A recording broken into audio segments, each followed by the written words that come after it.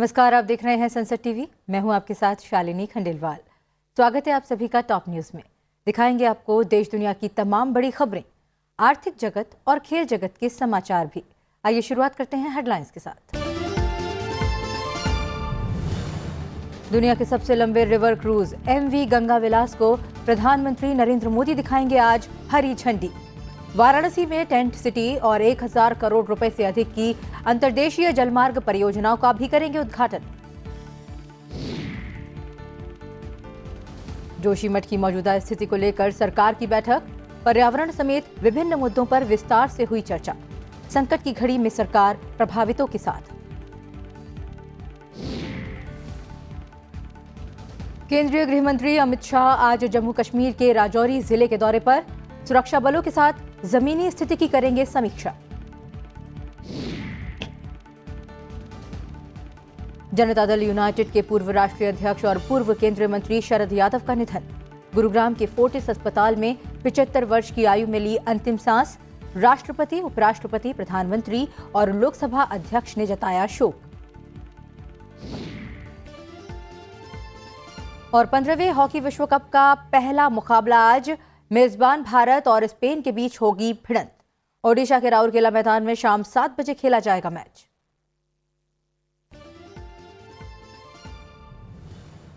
Top news में अब खबरें विस्तार से।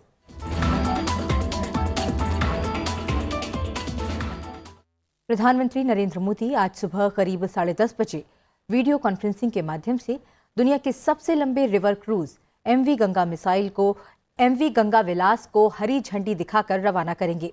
वे वाराणसी में टेंट सिटी का उद्घाटन करेंगे और 1000 करोड़ रुपए से अधिक की कई अन्य अंतर्देशीय जलमार्ग परियोजनाओं का उद्घाटन और शिलान्यास भी करेंगे। MV गंगा विलास उत्तर प्रदेश के वाराणसी से अपनी यात्रा शुरू करेगा और 51 दिनों में लगभग 3200 किलोमीटर की यात्रा करके भारत और बांग्लादेश में 27 नदी प्रणालियों को पार करते हुए बांग्लादेश के रास्ते असम के डिब्रूगढ़ तक पहुंचेगा। MV गंगा विलास में सभी लग्जरी सुविधाओं के साथ 3 डेक, 36 पर्यटकों की क्षमता वाले 18 स्वीट हैं। पहली यात्रा में स्विट्जरलैंड के 32 पर्यटक पूरी यात्रा के लिए जा रहे हैं। रिवर क्रूज टूरिज्म को बढ़ावा देने के प्रधानमंत्री के प्रयास के अनुरूप इस सेवा के लॉन्च के साथ रिवर क्रूज की विशाल अप्रयुक्त क्षमता का लाभ प्राप्त करना संभव हो जाएगा और इससे भारत के लिए रिवर क्रूज टूरिज्म के एक नए युग की शुरुआत होगी। प्रधानमंत्री नरेंद्र मोदी आम बजट से पहले आज नीति आयोग में अर्थशास्त्रियों और विभिन्न क्षेत्रों के विशेषज्ञों के साथ बैठक करेंगे। इस बैठक के दौरान प्रधानमंत्री अर्थव्यवस्था की स्थिति और आर्थिक वृद्धि दर को गति देने के उपायों पर चर्चा करेंगे। इस बैठक में कई केंद्रीय मंत्री भी शामिल होंगे। वहीं केंद्रीय गृह मंत्री अमित शाह आज जम्मू कश्मीर के राजौरी जिले के दौरे पर जाएंगे। वे वहां सुरक्षा बलों के साथ जमीनी स्थिति की समीक्षा करेंगे। पिछले दिनों राजौरी में 2 आतंकवादी हमलों में 7 लोग मारे गए थे। गृह मंत्री उस स्थान का दौरा करेंगे जहां आतंकी हमला हुआ था और इन घटनाओं में मारे गए नागरिकों के परिवार के सदस्यों से भी मुलाकात करेंगे। केंद्रीय गृह मंत्री अमित शाह जम्मू कश्मीर प्रशासन और सुरक्षा बलों के शीर्ष अधिकारियों से भी मिलेंगे। वो जम्मू में राजभवन में उपराज्यपाल मनोज सिन्हा की मौजूदगी में नागरिक प्रशासन और सुरक्षा प्रतिष्ठान के अधिकारियों की बैठक की अध्यक्षता करेंगे। इस बैठक में जम्मू कश्मीर पुलिस, सुरक्षा बलों और खुफिया एजेंसियों के वरिष्ठ अधिकारियों को खुफिया नेटवर्क और सुरक्षा ग्रिड को और पुख्ता बनाकर प्रदेश में सक्रिय आतंकियों के खात्मे के लिए अभियानों में तेजी लाने के लिए काम किया जाएगा। 2 दिवसीय voice of global south summit का समापन होने जा रहा है। प्रधानमंत्री नरेंद्र मोदी आज समापन सत्र की अध्यक्षता करेंगे। गुरुवार को वॉइस ऑफ ग्लोबल साउथ शिखर सम्मेलन को प्रधानमंत्री ने ऑनलाइन संबोधित किया। प्रधानमंत्री नरेंद्र मोदी ने संघर्ष, युद्ध, आतंकवाद और उससे खड़ी होने वाली विभिन्न वैश्विक चुनौतियों का जिक्र करते हुए कहा कि दुनिया संकट की स्थिति में है और ये अनुमान लगाना मुश्किल है कि अस्थिरता की ये स्थिति कब तक रहेगी। प्रधानमंत्री ने खाद्य, ईंधन और उर्वरकों की बढ़ती कीमतों, कोविड महामारी के आर्थिक प्रभावों के साथ साथ जलवायु परिवर्तन से उत्पन्न प्राकृतिक आपदाओं पर भी चिंता जताई। प्रधानमंत्री ने कहा कि ग्लोबल साउथ यानी विश्व के कम विकसित और विकासशील देशों की भविष्य में सबसे बड़ी भागीदारी है। ग्लोबल साउथ व्यापक रूप से एशिया, अफ्रीका और दक्षिण अमेरिका के देशों को कहा जाता है। And our time is coming. The need of the hour is to identify simple, scalable, and sustainable solutions that can transform our societies and economies. With such an approach, we shall overcome the difficult challenges, whether it is poverty, universal health care, or building human capacities. 2 दिवसीय voice of global south सम्मेलन के पहले दिन विदेश मंत्री doctor S Jaishankar ने विदेश मंत्रियों के एक सत्र को डिजिटल माध्यम से संबोधित करते हुए कहा कि कोविड-19 महामारी, खाद्य और ऊर्जा सुरक्षा, जलवायु परिवर्तन, आतंकवाद, कर्ज संकट और संघर्ष के प्रभावों का समाधान तलाशने में विकासशील देशों की जरूरतों और आकांक्षाओं को उपयुक्त तवज्जो नहीं दी गई। उन्होंने कहा कि भारत वैश्विक दक्षिण संवेदी मॉडल के आधार पर अपने अनुभव और विशेषज्ञता को साझा करने के लिए तैयार है। उन्होंने कहा कि इसलिए हम ये सुनिश्चित करना चाहते हैं कि भारत की G20 समूह की अध्यक्षता के दौरान विकासशील देशों की आवाज, मुद्दे और प्राथमिकताएं सामने आएं। India looks forward to simple, scalable, and sustainable solutions from all over the global south that can ensure the betterment of our people. While offering these thoughts, I would stress that India's record speaks for itself. We have implemented development projects in 78 countries that are demand-driven, transparent, empowerment-oriented, environment-friendly, and rely on a consultative approach. प्रधानमंत्री नरेंद्र मोदी ने कहा कि उनका लक्ष्य भारत को विश्व की 3 सबसे बड़ी अर्थव्यवस्थाओं में शामिल करना है और इस आर्थिक विकास से युवाओं के लिए असंख्य अवसर पैदा होंगे। कर्नाटक के हुबली में 26वें राष्ट्रीय युवा महोत्सव के उद्घाटन समारोह को संबोधित करते हुए प्रधानमंत्री ने कहा कि आज पूरी दुनिया भारत की तरफ उम्मीदों की नजर से देख रही है और भारत में निवेश को आतुर है, क्योंकि हमारे पास दुनिया की सबसे बड़ी युवा आबादी है। उन्होंने कहा कि देश का आर्थिक विकास युवाओं के लिए बड़े अवसर प्रदान करता है। युवा शक्ति भारत की यात्रा की संचालन शक्ति है। आज 21वीं सदी के जिस पड़ाव पर हम भारतीय पहुंचे हैं, हमारा भारत पहुंचा है, वो उपयुक्त समय सदियों के बाद आया है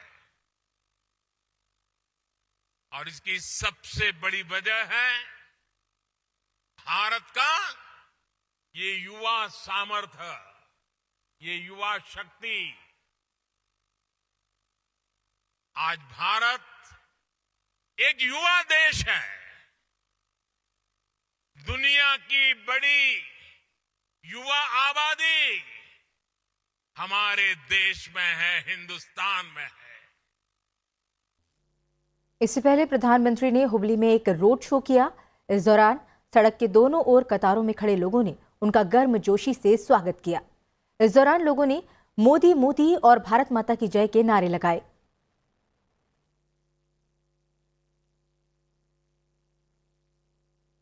राजस्थान के जयपुर में 2 दिन के अखिल भारतीय पीठासीन अधिकारियों के सम्मेलन का गुरुवार को समापन हो गया।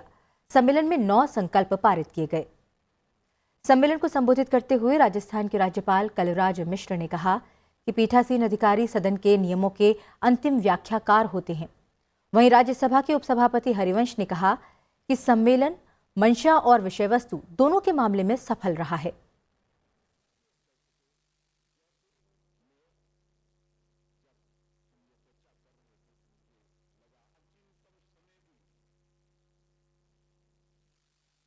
तीन चार महत्वपूर्ण चीजें मैं बताऊं जो सवाल के रूप में उभरे। पहला, विधायी संस्थाओं की साख, गरिमा और लोक सम्मान कैसे लौटे। दूसरा, हमारे विधायक या जनप्रतिनिधि कैसे सदन में अधिक से अधिक उपस्थित रहें। आधा काम हम कर सकते हैं, आधा व्यवस्था बाद में जो करनी है वो करे, पर हम अपनी शुरुआत तो करें। कम से कम एक महत्वपूर्ण संदेश यहां से निकला। लोकसभा अध्यक्ष ओम बिरला ने कहा कि पूर्व नियोजित संगठित व्यवधान लोकतंत्र के लिए अच्छा नहीं है। उन्होंने पीठासीन अधिकारियों को स्वस्थ बहस में भाग लेने वाले जनप्रतिनिधियों को प्रोत्साहित करने की सलाह दी। इन लोकतांत्रिक संस्थाओं के अंदर चर्चा हो, संवाद हो, डिबेट हो, लेकिन डिस्टर्बेंस न हो। आज हमारी चिंता यही है, चाहे किसी भी दल की सरकार किसी भी राज्य में हो, देश में हो, सभी विधायी संस्थाओं की एक चिंता है कि नियोजित तरीके से सदनों को स्थगित कराना, बेल में आना, डिस्टर्बेंस करना, ये देश के लोकतंत्र के लिए उचित नहीं है।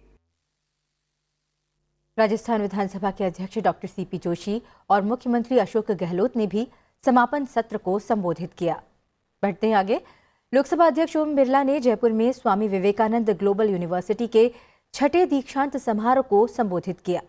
उन्होंने कहा कि इस विश्वविद्यालय के नाम से ही युवाओं में नई ऊर्जा, नया संकल्प और नए आत्मविश्वास का संचार होता है। भारत के नौजवानों को देश की ताकत बताते हुए उन्होंने कहा कि आने वाले समय में भारत वैश्विक स्तर पर कई इनोवेशन और नए विचार देने का काम करेगा। एक समय आएगा जब हमारे विश्वविद्यालय रिसर्च के सेंटर होंगे, इनोवेशन के सेंटर होंगे और दुनिया का रिसर्च इनोवेशन हमारे विश्वविद्यालय के कैंपसों से होगा। विश्व की चुनौतियों का समाधान हमारे कैंपस में होगा, हमारा नौजवान करेगा। इसी सामर्थ्य के साथ, इसी संकल्प के साथ जाना है। जो स्वामी विवेकानंद जी का विचार है, उस विचार को लेकर हमें जाना है कि दुनिया के अंदर हर चुनौतियों का समाधान हमारे पास है। उत्तराखंड के जोशीमठ में घरों में आई दरारों के बीच उत्तरकाशी में एक बार फिर भूकंप के झटके महसूस किए गए हैं। उत्तरकाशी में देर रात आए भूकंप की तीव्रता 2.9 मापी गई। इस भूकंप का केंद्र जमीन के अंदर 10 किलोमीटर गहराई में था। इस बीच केंद्रीय गृह मंत्री अमित शाह ने उत्तराखंड के जोशीमठ की मौजूदा स्थिति को लेकर हुए एक उच्च स्तरीय बैठक की अध्यक्षता की। बैठक में 4 केंद्रीय मंत्री नितिन गडकरी, आर.के. सिंह, भूपेंद्र यादव और गजेंद्र सिंह शेखावत के अलावा शीर्ष अधिकारी भी शामिल हुए। बैठक में सड़कों, बिजली आपूर्ति, पानी की कमी और पर्यावरण से संबंधित मुद्दों पर चर्चा हुई। इस बीच जोशीमठ में स्थिति का जायजा ले रहे उत्तराखंड के मुख्यमंत्री पुष्कर सिंह धामी ने कहा कि संकट की इस घड़ी में सरकार प्रभावितों के साथ है और उनकी हर संभव मदद की जाएगी। जोशीमठ पहुंचे धामी ने राहत शिविरों का दौरा किया और वहां रह रहे लोगों से बातचीत की। साथ ही उन्होंने व्यवस्थाओं का जायजा भी लिया। इस बीच जोशीमठ के प्रभावित परिवारों के लिए अंतरिम पैकेज के वितरण और पुनर्वास पैकेज की दर तय करने को लेकर चमोली के जिलाधिकारी हिमांशु खुराना की अध्यक्षता में एक समिति गठित की गई है।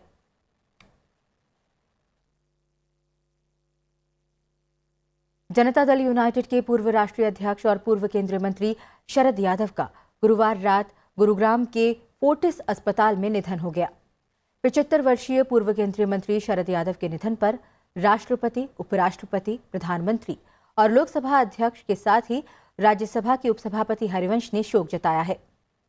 गुरुवार रात सांस लेने में तकलीफ होने पर शरद यादव को अस्पताल में भर्ती कराया गया था। कुछ घंटे बाद उनका निधन हो गया। पूर्व केंद्रीय मंत्री शरद यादव के निधन पर प्रधानमंत्री नरेंद्र मोदी ने ट्वीट कर कहा कि अपने लंबे सार्वजनिक जीवन में शरद यादव ने खुद को सांसद और मंत्री के रूप में प्रतिष्ठित किया। वे डॉक्टर लोहिया के आदर्शों से काफी प्रभावित थे।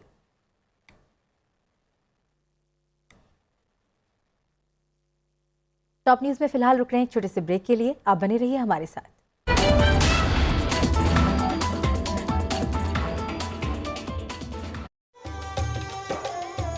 आपके सांसद में इस बार मिलिए चित्तौड़गढ़ से सांसद चंद्र प्रकाश जोशी से।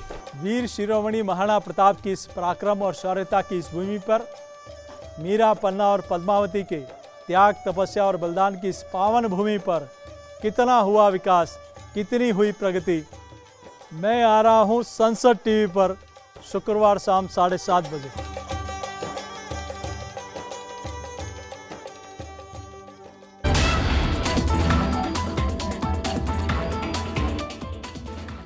ब्रेक के बाद एक बार फिर आपका स्वागत है टॉप न्यूज में। अंतर्राष्ट्रीय खबरों का रुख करने से पहले आज की टॉप 10 खबरों पर डाल लेते हैं एक नजर। प्रधानमंत्री नरेंद्र मोदी 15 जनवरी को सिकंदराबाद और विशाखापत्तनम के बीच देश की 8वीं वंदे भारत ट्रेन को डिजिटल रूप से हरी झंडी दिखाएंगे। ये ट्रेन सिकंदराबाद और विशाखापत्तनम के बीच की दूरी करीब 8 घंटे में तय करेगी। लोकसभा अध्यक्ष ओम बिरला आज सुबह करीब 10 बजे दिल्ली के होटल ताज पैलेस में FADA के 12वें ऑटो समिट में भाग लेंगे। केंद्रीय नागरिक उड्डयन मंत्री ज्योतिरादित्य सिंधिया ने घोषणा की कि अप्रैल में एयर इंडिया द्वारा इंदौर से शारजाह के लिए हफ्ते में 3 बार उड़ान का संचालन शुरू किया जाएगा। सिंधिया ने मध्य प्रदेश के 2 दिवसीय वैश्विक निवेशक सम्मेलन इन्वेस्ट मध्य प्रदेश के समापन सत्र में ये घोषणा की। इनकम टैक्स डिपार्टमेंट ने पश्चिम बंगाल की राजधानी कोलकाता और मुर्शिदाबाद में बुधवार गुरुवार को करीब 28 जगहों पर छापेमारी की।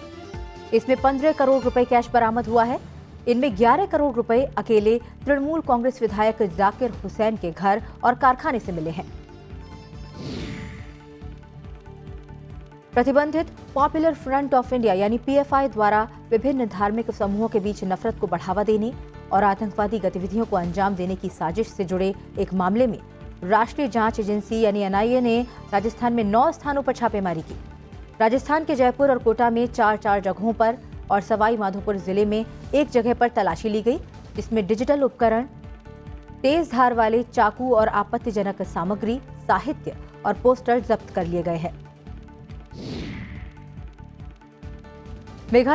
मेघालय में आगामी विधानसभा चुनाव के लिए नेशनल पीपुल्स पार्टी ने गुरुवार को 58 उम्मीदवारों के नामों की घोषणा की है। NPP प्रमुख और मुख्यमंत्री कोनराड संगमा फिर से दक्षिण तुरा LAC से चुनाव लड़ेंगे, जबकि उनके भाई और कैबिनेट मंत्री जेम्स PK संगमा दादेंग्रे LAC से चुनाव लड़ेंगे। भारत निर्वाचन आयोग की टीम राज्य में आगामी विधानसभा चुनावों की तैयारियों की समीक्षा करने के लिए आज नागालैंड का दौरा करेगी।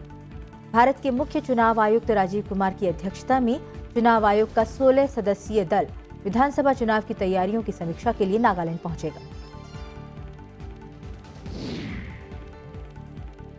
सुप्रीम कोर्ट बिहार में जाति आधारित जनगणना कराने के प्रदेश सरकार के फैसले के खिलाफ दायर याचिका पर 20 जनवरी को सुनवाई करने पर सहमत हो गया है।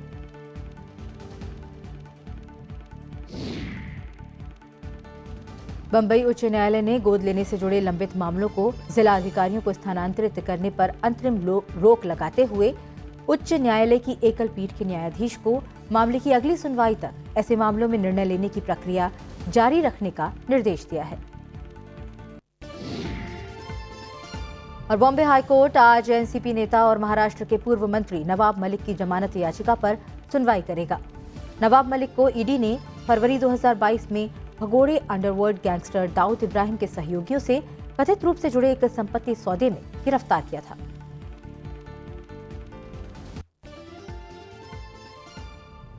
टॉप 10 खबरों के बाद अब रुख करते हैं अंतर्राष्ट्रीय खबरों का। अमेरिका इन दिनों मौसम की वजह से तबाही झेल रहा है। पहले पूरे अमेरिका में बॉब तूफान आने के बाद अब यहां टॉर्नेडो तबाही मचा रहा है। अलबामा राज्य सहित सेल्मा में खराब मौसम और टॉर्नेडो ने जानमाल के साथ में प्रॉपर्टी को नुकसान पहुंचाया है। यहां एक साथ में कई टॉर्नेडो आए जिससे कई लोगों की जानें गई हैं। मॉन्टगोमरी के बाहर ऑटुगा काउंटी में खराब मौसम की वजह से कम 6 लोगों की मौत हो गई। सेल्मा की ज्यादातर सड़कें बिजली की लाइनों और पेड़ों के गिरने के कारण बंद हैं। लोग अपने घरों में कैद रहने पर मजबूर हैं। रिपब्लिकन नियंत्रित सदन ने देश के आपातकालीन भंडार से तेल को चीन जाने से रोकने के लिए मतदान किया। ये बिल नए जीओपी बहुमत द्वारा पेश किए गए पहले बिलों में से एक है।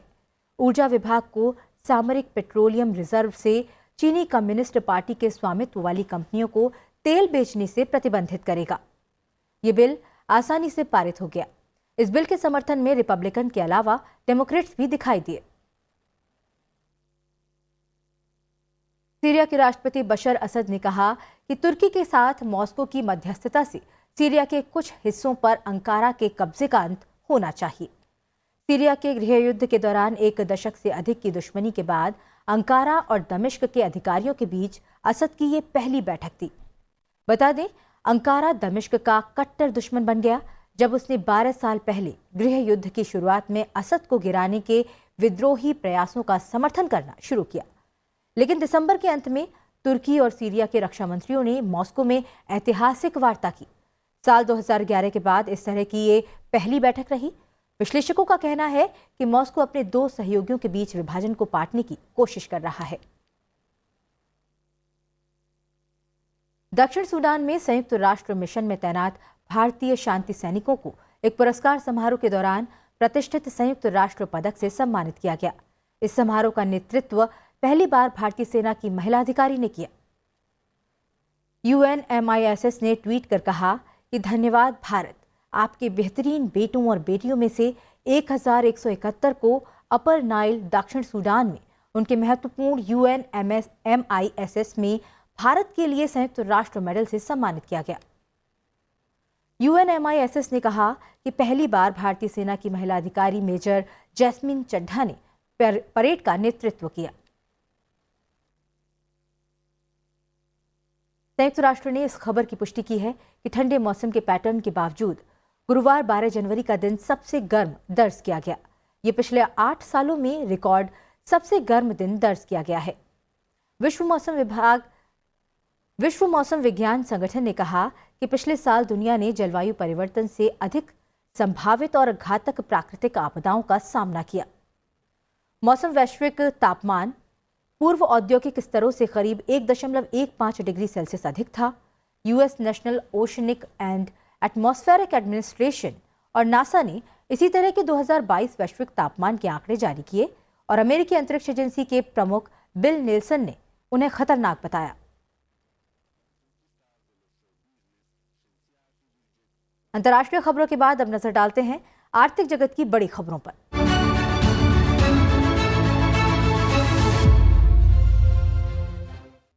खुदरा मुद्रास्फीति दिसंबर 2022 में घटकर 1 साल के निचले स्तर 5.72% पर आ गई। मुख्य रूप से खाद्य पदार्थों की कीमतों में नरमी के चलते ये कमी हुई। उपभोक्ता मूल्य सूचकांक आधारित खुदरा मुद्रास्फीति नवंबर 2022 में 5.88% और दिसंबर 2021 में 5.66% थी। दिसंबर में खाद्य वस्तुओं की मुद्रास्फीति 4.19% रही, जो इससे पिछले महीने नवंबर में 4.67% थी।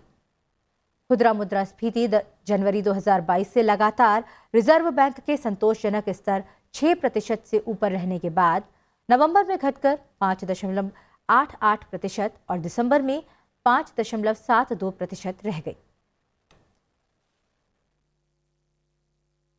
जल्द ही आप दिल्ली से देहरादून, जयपुर की दूरी महज 2 घंटे, दिल्ली से चंडीगढ़ 2.5 घंटे और दिल्ली से कटरा की दूरी सिर्फ 6 घंटे में पूरी कर पाएंगे। केंद्रीय सड़क परिवहन और राजमार्ग मंत्री नितिन गडकरी ने ये बात ऑटो एक्सपो 2023 के 16वें संस्करण की औपचारिक शुरुआत करते हुए कही।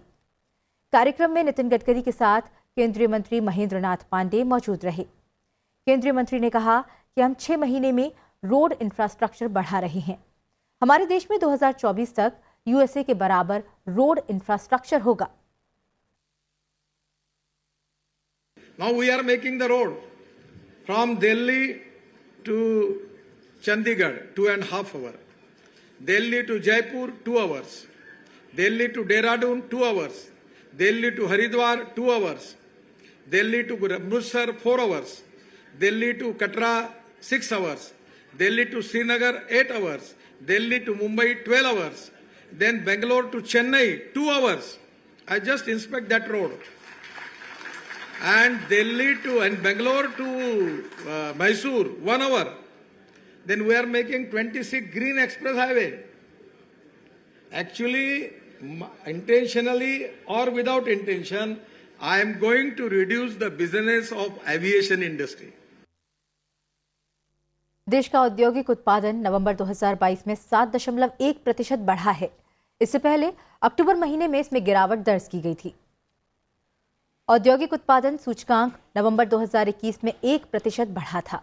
राष्ट्रीय सांख्यिकी कार्यालय के आंकड़ों के अनुसार विनिर्माण क्षेत्र में नवंबर 2022 में 6.1% की वृद्धि हुई। वहीं खनन उत्पादन 9.7% और बिजली उत्पादन 12.7% की दर से बढ़ा। आर्थिक जगत की खबरों के बाद अब बात खेल जगत से आने वाली बड़ी खबरों की।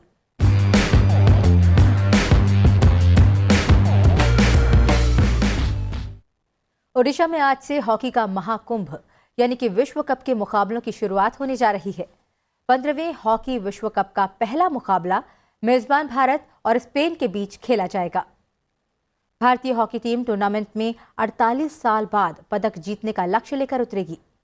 भारत ने 1948 से अब तक स्पेन के खिलाफ 30 में से 13 मैच जीते, जबकि स्पेन ने 11 मैचों में जीत दर्ज की। इसके अलावा 6 मैच ड्रॉ रहे। अगर वो इस बार पदक जीतने में सफल रहती है तो 8 बार की ओलंपिक चैंपियन टीम का फिर से विश्व हॉकी में दबदबा बनने की संभावना मजबूत हो जाएगी। भारत ने अब तक 3 बार 1971, 1973 और 1975 में खिताब अपने नाम किया था। इसके अलावा आज अर्जेंटीना और दक्षिण अफ्रीका, ऑस्ट्रेलिया और फ्रांस, इंग्लैंड और वेल्स के बीच मुकाबला होगा। कोलकाता के ईडन गार्डन में खेले गए 3 वनडे मैचों की सीरीज के दूसरे मैच में टीम इंडिया ने श्रीलंका को 4 विकेट से शिकस्त दी। टॉस जीतकर मेहमान श्रीलंका टीम ने पहले बल्लेबाजी करने का फैसला किया। टीम 39.4 ओवर में 215 रन बनाकर ऑल आउट हो गई। मोहम्मद सिराज, कुलदीप यादव ने 3 विकेट लिए। वहीं लक्ष्य का पीछा करने उतरी भारतीय टीम 43.2 ओवर में 6 विकेट खोकर लक्ष्य को हासिल कर पाई।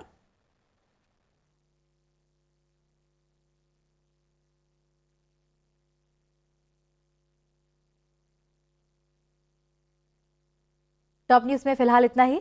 जाते जाते आपको छोड़े जाते हैं आज के दिन यानी कि 13 जनवरी से जुड़े इतिहास के साथ। आप देखते रहिए संसद टीवी। मुझे दीजिए आज्ञा। नमस्कार। 13 जनवरी साल 1949 को राकेश शर्मा का जन्म पंजाब के पटियाला में हुआ। वे भारत के प्रथम अंतरिक्ष यात्री रहे हैं। राकेश शर्मा भारतीय वायुसेना के पायलट थे जब उन्हें 1982 में अंतरिक्ष यात्रा के लिए चुना गया। शर्मा भारतीय वायुसेना में स्क्वाड्रन लीडर विंग कमांडर रहे। अप्रैल 1984 को राकेश शर्मा ने सोवियत संघ के सोयूज T-11 रॉकेट पर सवार होकर उड़ान भरी। यह अभियान इसरो और सोवियत इंटर कॉस्मोस स्पेस कार्यक्रम का संयुक्त मिशन था। भारतीय वायुसेना में उनके योगदान के लिए भारत सरकार द्वारा उन्हें अशोक चक्र से सम्मानित किया गया। 13 जनवरी साल 1938 को पंडित शिव कुमार शर्मा का जन्म जम्मू में हुआ। वे प्रख्यात भारतीय संतूर वादक थे। संतूर एक कश्मीरी लोकवाद्य है।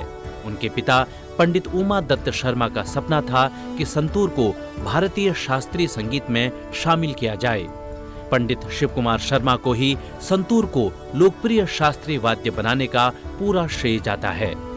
भारतीय शास्त्रीय संगीत में योगदान के लिए संगीत नाटक अकादमी पुरस्कार से सम्मानित पंडित शिव कुमार शर्मा को 1991 में पद्मश्री और 2001 में पद्म विभूषण से नवाजा गया।